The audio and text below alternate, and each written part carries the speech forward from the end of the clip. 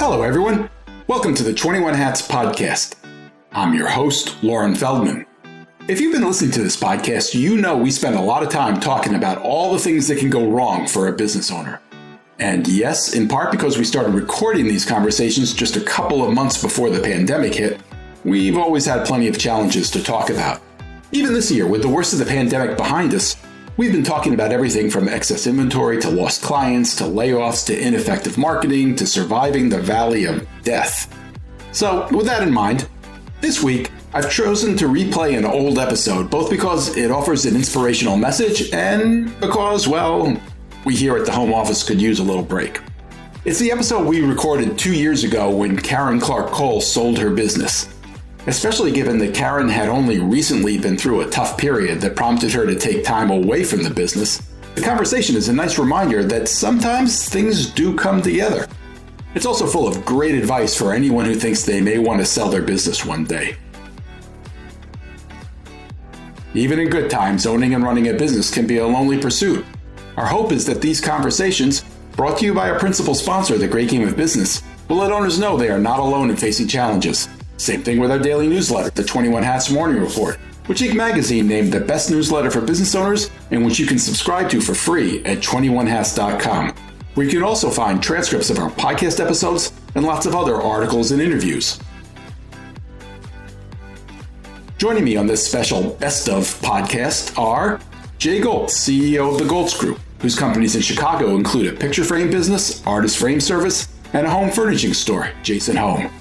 Karen Clark Cole, who is CEO of Blink, a Seattle-based user experience research and design firm, and William Vanderbloemen, CEO of Vanderbloemen Search Group, a Houston-based recruiting firm that works with churches and other faith-based organizations. The episode is titled, Sometimes Dreams Do Come True.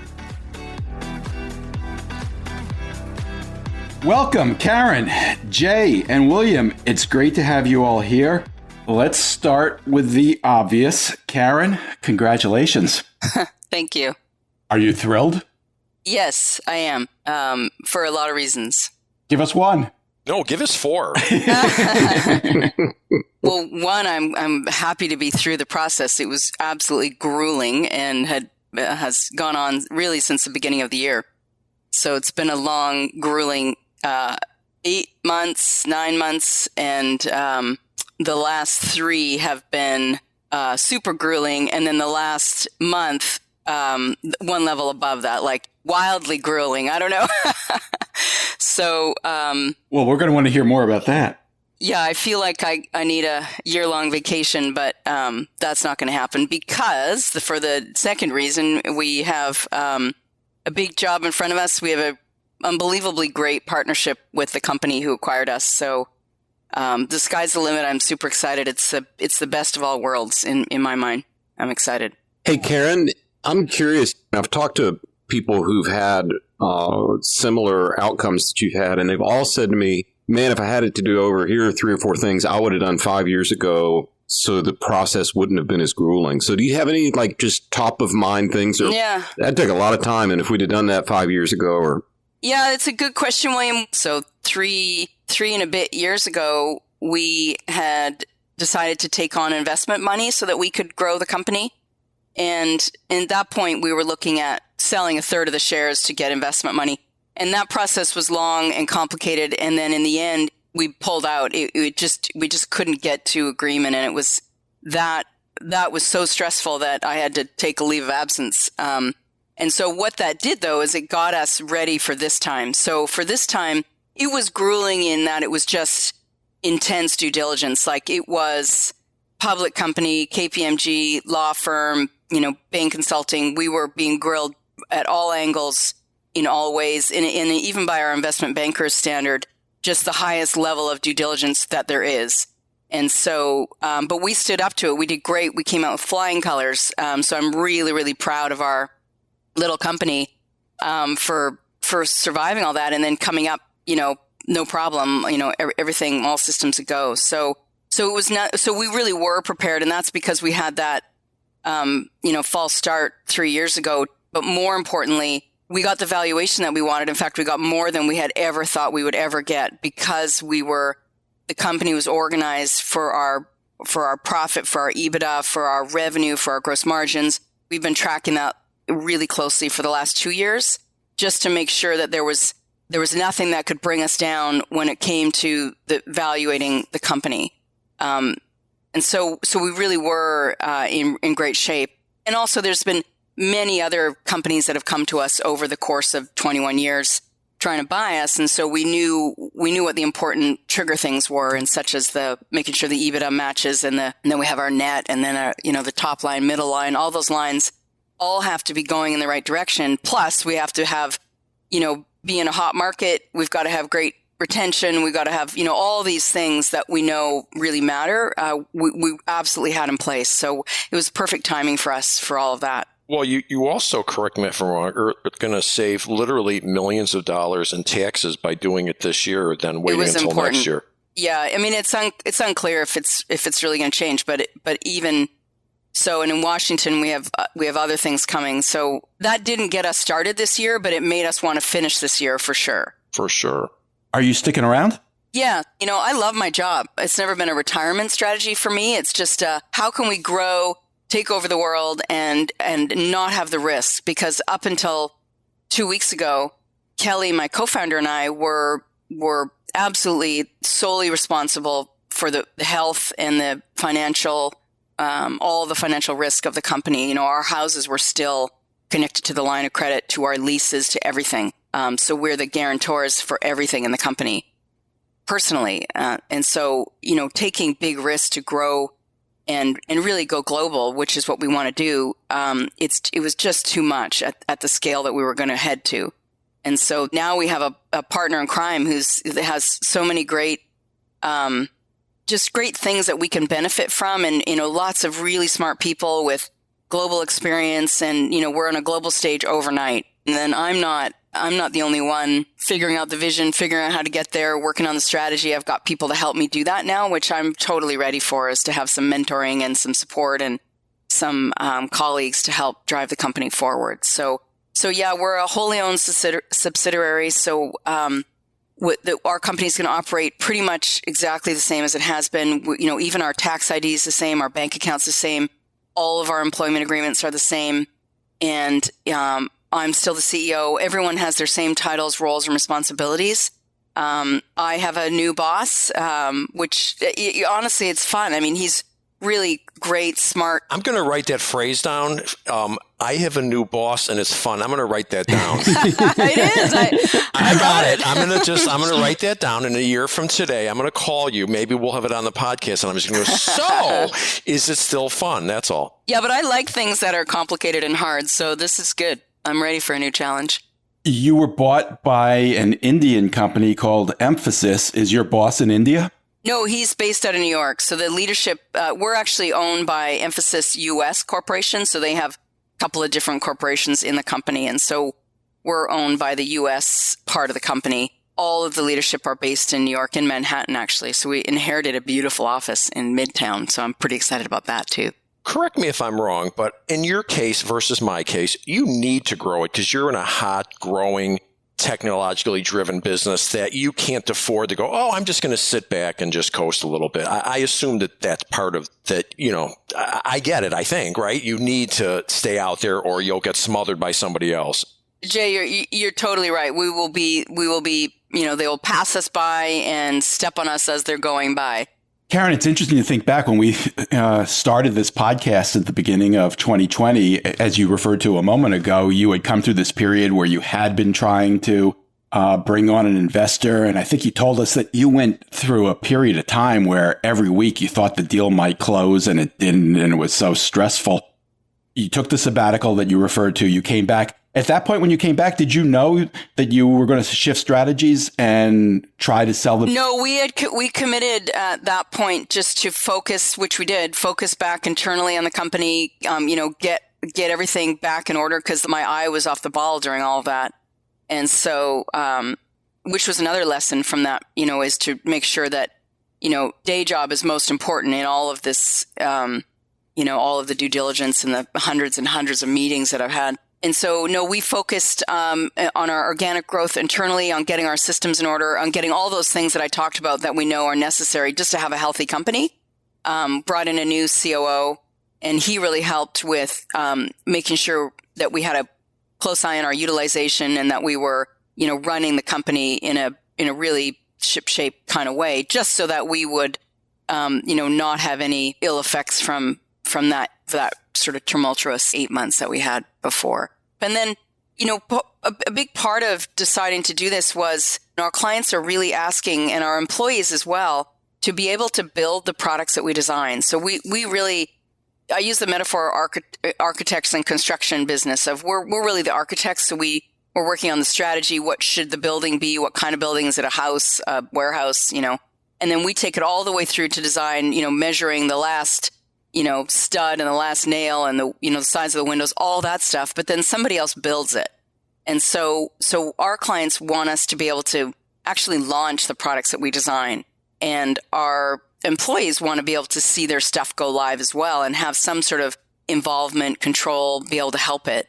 And so we just couldn't do that. And building an engineering practice is really risky because it's totally different than our design work. And so we've been toying with ways to do that, for the last 15 years, seriously, in the last 5, really trying to figure out how can we do it. And so at the beginning of this year, we started looking seriously at ways to be able to do that. Like, should we take on investment money again to try to hire somebody to come and build this practice internally, like somebody really high level who knows what they're doing? And then building a practice ahead of the work is a big investment because we just bill by the hour. And so we generally don't hire until we can see the work, at least in the pipeline. So when you close on a particular day and that day money shows up in your account and all of your liabilities go away, I just want to know what goes through somebody's head when they go to bed, they wake up the next morning and they realize they've got $1 zillion sitting in an account somewhere and they're completely set. Can you just give us that emotional, when you open your eyes in the morning, what you thought about? Yeah. God, I don't know. I mean, it's awesome. I mean, it's, and for me, Jay, it wouldn't be awesome. Like, I'm not interested in going and retiring. I'm not interested in leaving the company. And so for me to have all of what you described, and now I get to go fast. I mean, I love to go fast and I love to go big, and I've got big ideas. That morning I had to get up really early because I had 5 meetings, all to do with what are we doing now. And so I haven't had, honestly, I haven't had a lot of sleep in a long time, and it's not coming anytime soon. I've been, because now we've got the New York time and we've got some folks in India. Some folks on the leadership team are in India. So our calls are late and they're early, and then they're everything in between. So it's been kind of nonstop, but I'm on fire. This is what I love. I love to be busy. I love to be doing big, exciting things. So I just feel, it's less of a kind of relief feeling, and it's more like, holy crap. Like, this is like all my dreams come true, like all of them at once. And it's just this my veins are tingling. It's like that. That's a good answer. So did you buy some new shoes? I bought a new purse. Okay, there you go. It's really nice. Okay, and then I also just want to know, the day you made the announcement to the employees, what was that? Yeah, you think everyone knew? No, there were a couple of dozen people. So Blink has 28 shareholders, and had 28 shareholders. And so that means that the money that the company received, and there's a big earnout portion. So the money that we received up front gets split pro rata across those 28 shareholders. So it was not all to me or Kelly. So we're majority shareholders, but then we have 26 other folks who participated in this sale. And so they all had to agree to all this. They had to review and sign 6 different documents times 28 people over the course of 3 days. It was really intense. And we were docu-signing, documents flying back and forth. My CFO, he was an absolute rock star because we had to route them one at a time through all these people. And so meanwhile, I'm communicating with all the shareholders to have everybody on standby. These documents are coming. And they had to be last minute because we were literally negotiating up until half an hour before we had the closing call. At one point, before it was going all through the lawyers and then the investment bankers and then to us and then the reverse. That was sort of the pattern. with 100 calls in between with various different due diligence folks, different work streams. But then at the end, it was just me on the phone, like all weekend, early in the morning, late at night, 7 days a week, negotiating directly with the emphasis with their head of legal and business. And then in the end, in the sort of final hours, it was, by text. While he was on the call with somebody else, something just came up, texting me because he can't call me because he's on the phone. And it was like that. And then we had the closing call, which was a Zoom call with all the bankers, all the lawyers, all the business owners. There were 30 of us on the call. Everyone just sort of went around their boxes saying like, check, check, check, just like a flight taking off. And after months and months of this, and I got goosebumps just thinking about that moment. And everybody went around and I was just waiting for one more thing because it was like that, like one more text, one more item that we have to clear.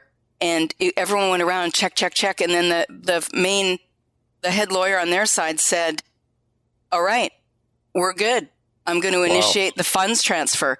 And at that moment, I just started shaking. I'm like, this is it. Like we, because everything was already signed. And I was like, oh my God. I assume it was incredibly rewarding to see these 28 people get a bigger check than they probably ever had in their life. Jay, that is the thing I am most proud of, is that, not only did, Kelly and I make this up and, do well for ourselves, but wow, we brought a lot of people with us. And I'm so proud of that. Just the ability to be able to do that this is life changing. Are most of those 28 people still employees? Oh yeah, everybody is. Yeah. We haven't lost anybody yet. Hopefully we won't. We're working really hard. So to answer your question, Jay, so then we had to, because they're a public company, the timing was really, tricky. So we did our official signing. And so everything was DocuSign, but we still printed out the forms. The CEO came to Seattle. The head attorney, who was our main business guy, came to Seattle, and a couple of others. So we all got in a room and we signed the documents. And then at that moment, we considered it closed. And so then they have to make an announcement to the stock exchange in India. And then I made an announcement. We had an all hands company meeting and we got everyone to come. I made an announcement there. So most people didn't know. And then I followed it up immediately with a letter to the employees with all the details, because I knew the announcement would be shocking for most people. And so then they had time to read that letter. It had a lot of information in it. And then we had a group practice meeting. So we have sort of 5 main practice areas in the company, and the heads of those practice areas had, group meetings with all those folks to answer questions that were right away. For 2 weeks now, we've been doing, I guess it's only a week and a half, my God. We've been having a lot of one-on-one meetings with everybody. So we're covering everybody in the company. We have daily Q&A sessions with me and Kelly at lunchtime.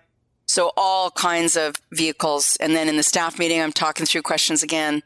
So we just want to make sure that everyone hears and sees it, in every way, shape, and form, that we are the same company essentially, with this just kind of turbo boost infusion into the company of not just, the cash isn't coming into the company, so it's not even that. We just get this boost of, we're just global, and everybody wants to have a big impact in the company. That's why we're here.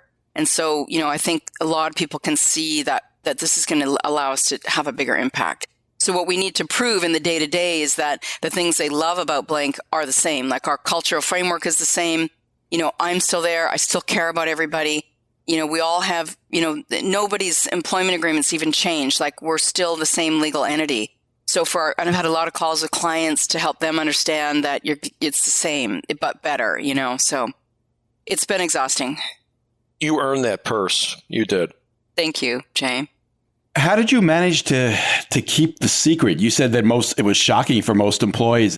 I think COVID helped us, because everybody's still pretty much remote. Good point. And so, and then, my calendar, we had to be really careful about making things private for sure. But, I don't know. I mean, I don't know, but we did. It's just we're careful, and COVID helped for sure.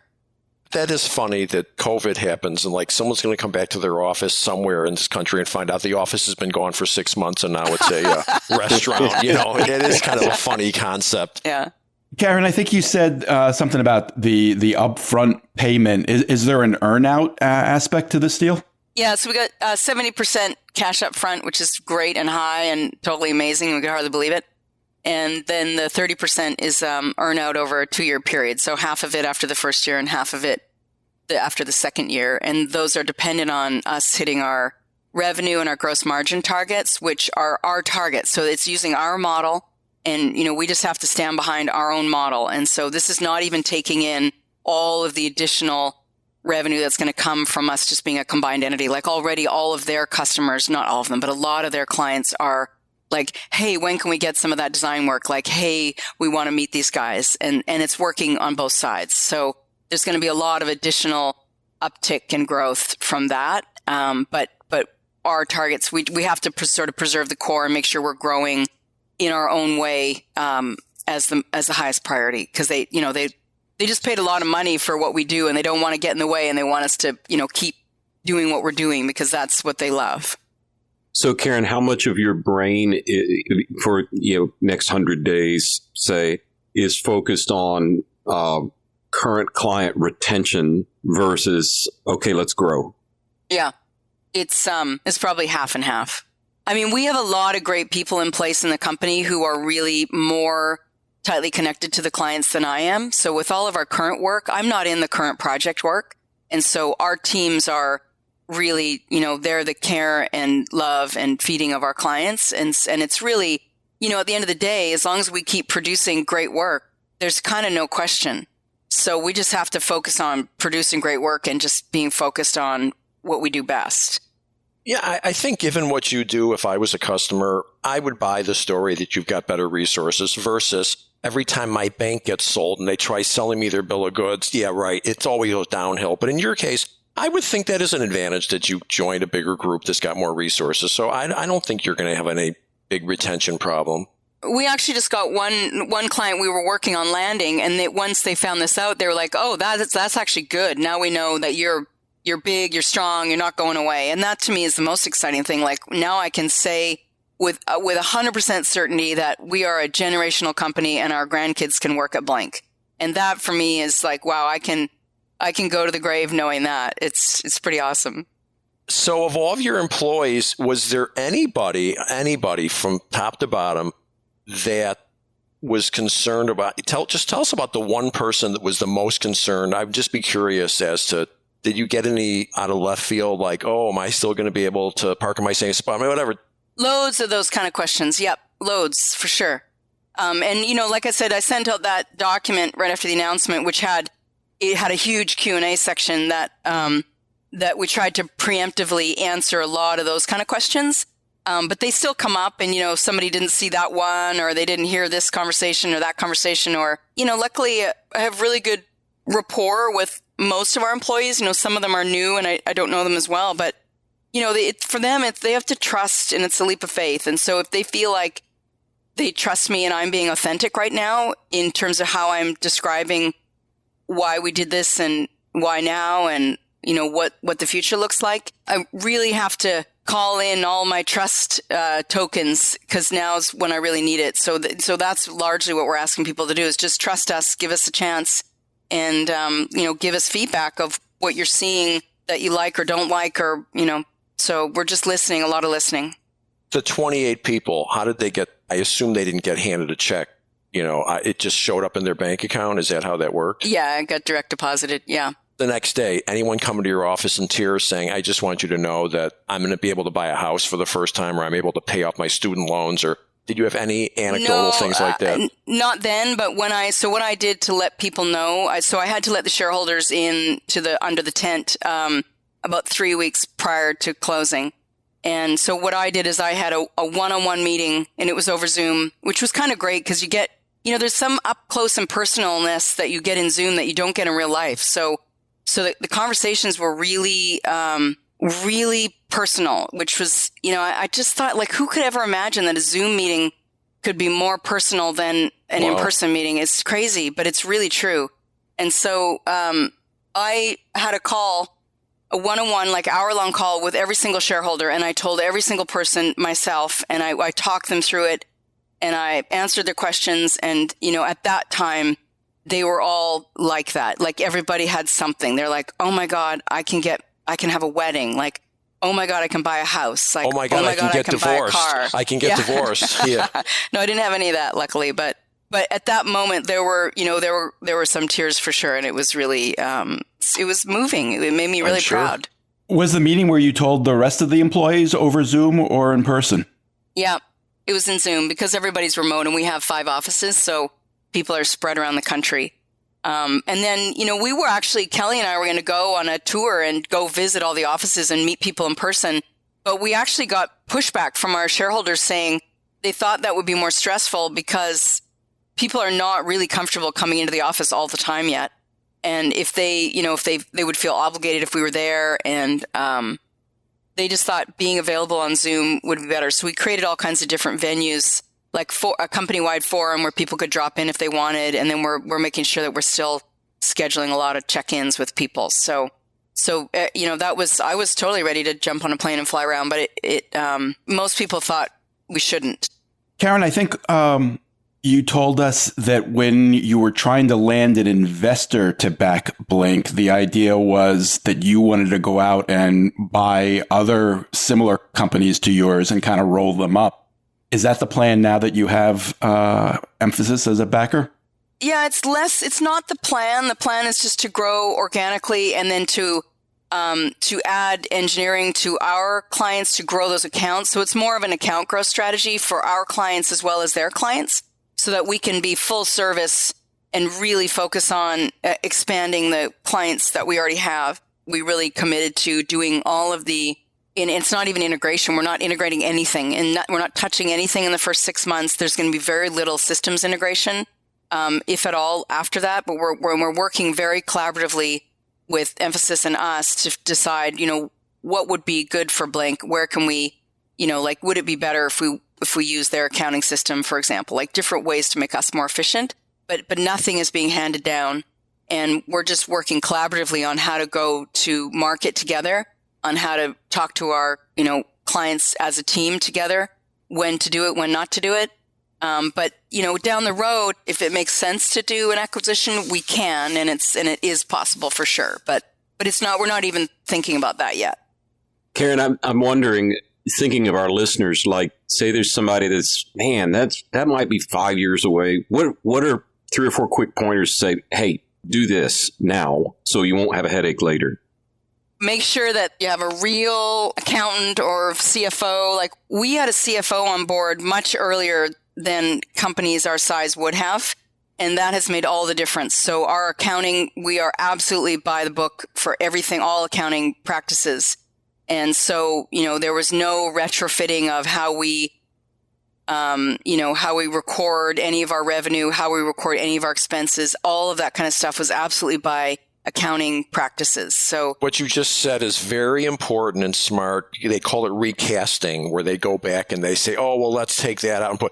That's a very, very important, smart point you just made, because you hired an accountant, a CFO who was used to doing stuff in the public arena, which is extremely different than being in the private market. Yeah, like we've been operating like essentially like any kind of public company for a long time. That has made that made a huge difference. The other thing is just being careful with spending, I think, just having an eye on what's coming in and what's going out, and really understanding what makes our business successful. Like for us, the main levers are utilization. So meaning we need everybody billing to clients. And so we can't hire ahead of the curve. We can't have people on the bench in between projects.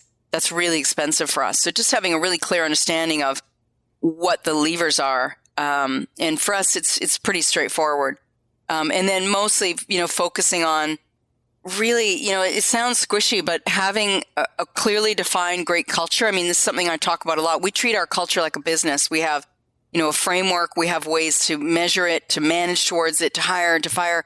All those things make it so that, when we have an event like this, our employees they are all in, and they really, we have a really trusting relationship with them. Everybody is, they're just really invested in the company. And so that really helps when we have to, give them some news, and we couldn't tell them ahead of time, because I'm normally really transparent in how we're running the company. And, we do monthly profit sharing, and I run through all of the numbers. I talk about what are the levers that allow us to be more profitable. How can they help? So I'm really open about what we're doing in the company, but for this, I couldn't be. And so, they have to trust me that I just couldn't. And they have so far. So to the opposite of what William's saying, because I agree, people are out there thinking, oh, what should I be doing? I would also like to say, if I was 20 years younger, I'd be thinking, oh my God, I got to do something like that. And no, I don't. Like, this was a great thing for you. It makes perfect sense. Everything you said makes perfect sense, but has absolutely no application to I'm in an opposite situation. I'm not in a growing industry. I don't need to grow it like that.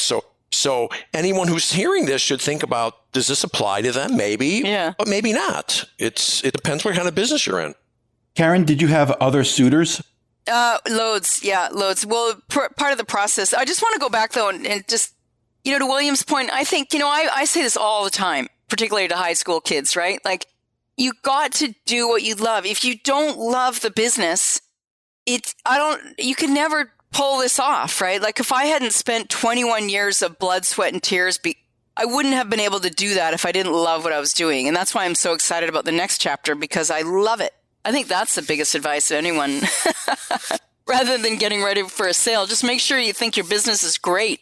But yeah, we had loads of like dozens and dozens and dozens of pitches, basically, that the investment bankers lined up with companies who were interested in. Because at the beginning, we were exploring sort of 4 options for how do we get engineering in-house at Blank. And one was, I was started with, we get investment money and we build it ourselves. We get investment money and we buy an engineering firm, a small one that we can then take in-house and grow. One of the options was to not get money, but have a really close partnership with an engineering firm that we would just go to market with. And then the 4th option was really the investment bankers presented this to us, which, hey, there's a lot of engineering firms who have the opposite problem and they are bigger and they can just buy you.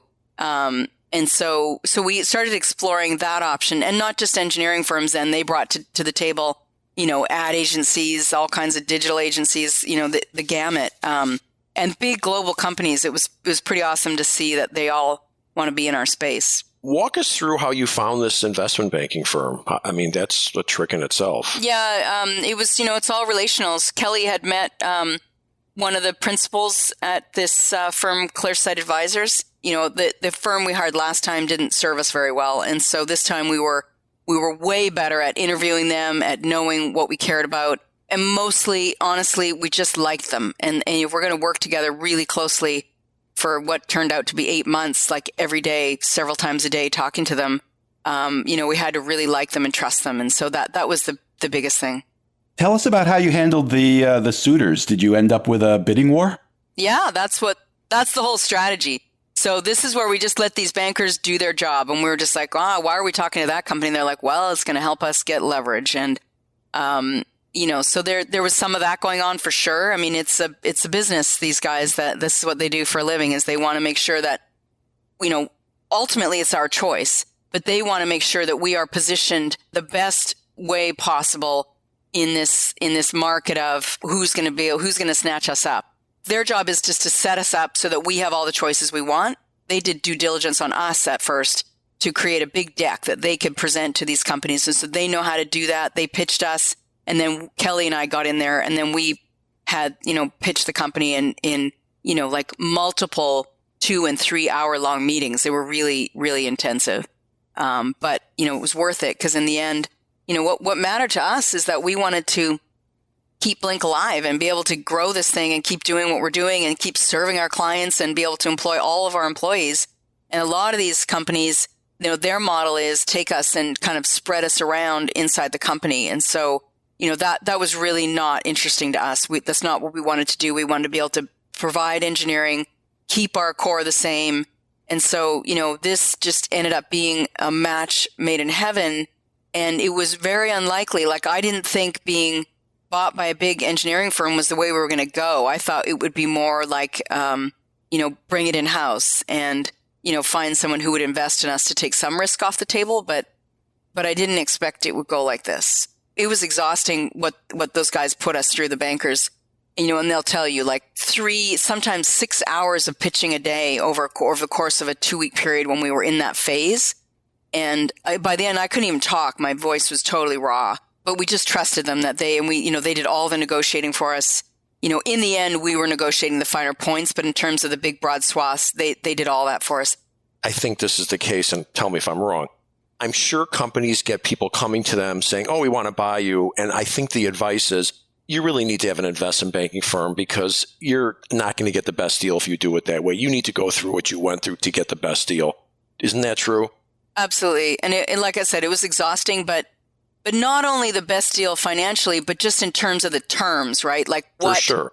So many pages and pages and like, oh my God, the legal documents and the back and forth, and then also have a law firm that you love. So we've had a law firm that we've been working with for probably a decade now. And they went through this last thing with us and they were telling us like, you guys, this is a bad deal. You got to walk away. And so now they were so proud of us that they're like, God, we were with you guys through all that. And we're so happy that we got to this point, but they had our back the whole way through. So, the bankers and the lawyers worth every single penny, hands down. Karen, did you do due diligence on emphasis? Well, a little bit. We asked them a lot of questions in our interviews, but we don't get into their books. But that's Clearsight. Our advisor's job is to make sure that these guys, they have the money.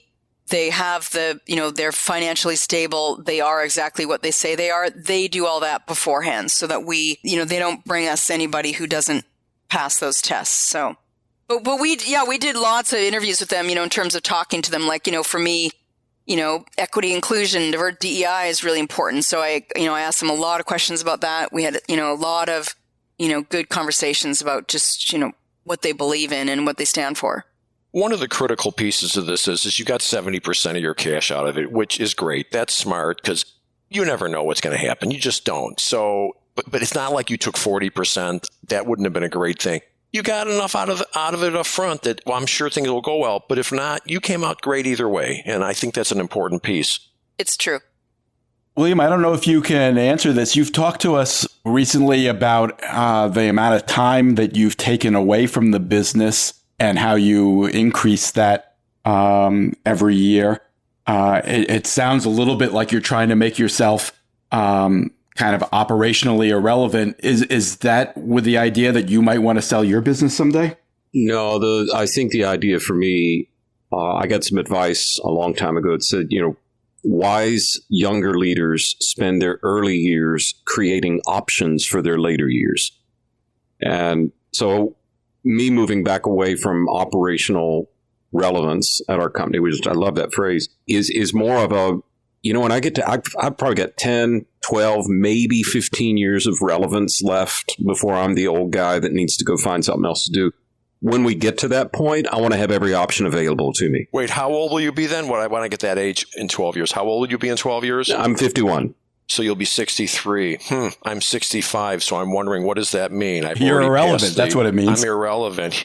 Point proven, right? Wow. So, yeah. I just know. That's terrible. Hey, listen. We have a succession practice. The vast majority of the time when people call us for succession, they're calling us later than everyone else on the board wanted them to call us. Most people stay too long. I don't want to be that guy. And I want to have every option in front of me. If that's hire a CEO and just be chairman of the board and have the owner's income, great. If it's sell the company to employees, awesome. If, whatever the option. And if I am critical to the success or failure of the business, then I have eliminated options. So that's the thing, Lauren. There's no, here's what we're going to do. It's just, wouldn't it be cool if when it is time for me to step aside, we had every option available? So you don't want to be some old loser 65-year-old on Lauren's podcast is what you're saying. There are people that are 65 and 75 and 85 that are still killing it. I just know the overwhelming number of people that we manage succession for stay a little longer than they're aware. You know what? I can tell you in what you do, you're dealing with people that are in professions, they're in the clergy. I could totally see that whereas if you own a company and you take yourself out, as I have to where no one's calling me all day, I really am only working on the company. that's where the difference between owning a company and having a profession is. I can see what you're saying with somebody who's in the clergy. It's got to wear you out after a while, just like being a dentist or a lawyer or anything else. But if you own a company, and you've got people around you taking care of stuff, I think you could work to 80 something and not necessarily have a problem. That's my theory, at least. I know they say retirement is bad for your health. Sanjay Gupta says that, and I believe him. It's good for your brain to keep working. Maybe it's a different job, though. Karen, do you have an employment contract for a specific period of time? 5-year non-compete. Do you expect to stay for those 5 years? I'm going to stay till the day I die. Wow. Seriously, what else am I going to do? And besides, retirement is dangerous, they say. Well, there are other options besides retirement. No, but I love it. You could start a podcast. If I do anything, that's funny because I'm like, you guys, you can lock me up for 20 years if you want. I'm never doing this again. You don't have to worry. And I said, the only thing, if I was to go start another business, it would be goat farming. I really want to have, rent goats. That makes perfect sense. You could use my goats for a day and they'll eat your lawn. blackberries. Yeah. Makes perfect sense. Jay, now you're showing your age. You rent the goat to do yoga. I have seen that. Okay. But do they do yoga all day long? They don't cut the grass in the morning and then do yoga in the afternoon? Maybe you could get a bivocational goat. Okay. There's your business, Karen. Wow. I just have one last question for you, Karen, which is, entrepreneurs talk all the time. I mean, I can't imagine how many times I've been told, I wasn't a good employee. I realized I had to go do my own thing. I don't take orders well. Are you at all concerned about now being an employee? No, I can't wait for somebody to tell me what to do. I'm going to write that down, too. I'm going to put that in my folder of the year from now. I can't wait to have someone tell me what to do. Oh, my God. You mean I can just go to work? And, that'd be amazing. But, no, I mean, they don't want me to do that. They need me to keep running the company, right? Who else is going to do it? They don't know how to do it. No, I have to tell you sincerely, this really sounds like a great thing for you. And I don't think you're going to have any problems. And good for you. It sounds like you found the perfect situation for you, for your company, for your employees. And hats off to you. There aren't that many people to pull that off. 21 hats off to you. Yes. Very big congrats. Very big congrats. Thank you. It's pretty surreal. I mean, I have to tell you, I'm like, whoa. My thanks to Jay Goltz and William Vanderblumen, and especially to Karen Clark Call. Karen, thanks for taking us through all this. Yeah, thank you. Wait, don't leave yet. If you have a question or a comment that you'd like the 21 Hats owners to address, send it to me by replying to your morning report or by email at lauren@21hats.com. That's LOREN@21hats.com. Do it now before you forget. And don't be afraid to tell Jay what you really think. He can take it. And if you got something out of this conversation, help us reach more business owners. Tell a friend. Subscribe and review us wherever you get your podcasts. Follow us on Twitter. Subscribe to the Morning Report at 21hats.com. This episode was produced by Jess Thuberon, founder of Blank Word Productions. Okay, now you can leave. Thanks for listening, everyone.